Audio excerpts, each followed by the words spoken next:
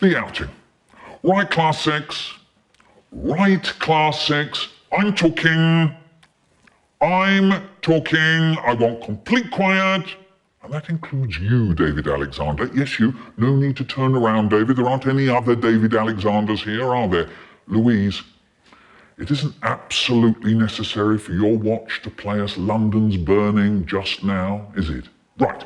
As you know, it was our plan to go out today to the Science Museum. Now, I had hoped that it wouldn't be necessary for me to tell you. Yes, you as well, Abdul. You're in class 6 as well, aren't you? I saw that, Mark. I saw that. Any more, and it'll be out. No trip, nothing.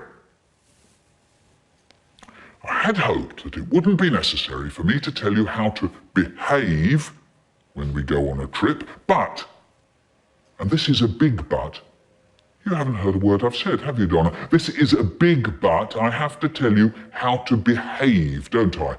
Why? Yes, it is because you never listen, but there's another reason, isn't there? Yes, Warren, because of what happened last time. Let's remind ourselves of a few things, shall we? The food, even as I speak. Would you believe it? I can see that Fan has opened her can of drink. I don't believe it. I really don't. Do we have lunch at 9:30 at school? No, we have lunch at 12:15. But Fan, you've already begun yours. If you remember last time, Joanna had eaten all her sandwiches before she even got to school. Lloyd sat on his orange and burst it, and Alfred put one of those little chocolate Swiss rolls in his pocket, and yes, it melted. Yes. So remember, lunch is when? Yes. Of course, lunch is at lunchtime, but when? 12:15. Correct. Now, perhaps I thought, when I got up this morning, I won't have to tell class 6 about what to do when we get to the station. But then I remembered David's little gang, who decided they wouldn't wait for me to tell them what train to get on. And before we all knew it, David and his little gang were heading for the seaside on their own. Now, when we get to the museum, of course you're not listening, are you, Lydia? But then of course you didn't listen last time, did you? And then you wondered why you sat on Lloyd's orange after Lloyd had already sat on it once. When we get to the museum, do we run about the corridors? Do we run around screaming? Do we go sliding on the shiny floors? No, we don't. No, we don't. No, Thank you, Mervyn. That's enough.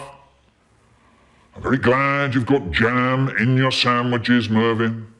We're all glad you've got jam in your sandwiches, Mervyn, but what's it got to do with sliding on the floor of the Science Museum? Precisely nothing. I'm very sorry, Mervyn, but nobody at all wants to know about the jam in your sandwiches, Mervyn. Now, when you're ready, when you're quiet, we'll all go. That doesn't mean leaping up in the air, does it, Karen? Louise? Why is your watch now playing for He's a Jolly Good Fellow? Yes, I know it could be She's a Jolly Good Fellow, Zoe, but that isn't what we're talking about now, is it? Mervyn, if I hear about your sandwiches, your jam, or the jam in your sandwiches, if I hear about any of it once more, I shall give them to the ducks. Yes, John, what do you want? I don't know what ducks, John. Any ducks. Right, when there's complete quiet, you'll find your partners and stand by the door. Oh no, not another one of those little chocolate Swiss rolls again, Alfred. Surely not. Marcia, you cannot have Charmaine and Donna as your partner because that makes 3, and 3 doesn't mean partner, does it? And perhaps you could put your comb in your bag for at least 3 seconds, just giving us enough time to get to the door. Right, okay then, class 6, we're off. Why not leave your watch behind, Louise?